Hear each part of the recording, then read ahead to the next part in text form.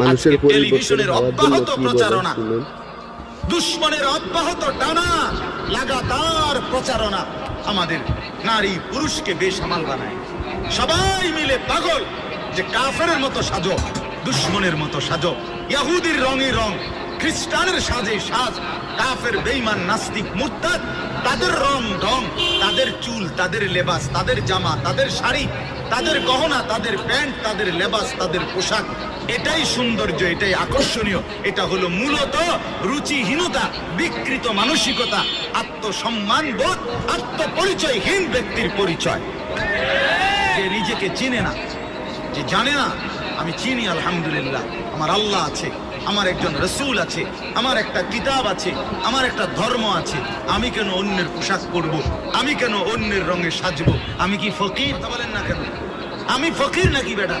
আমি তোরটা মতো মানবো কেন?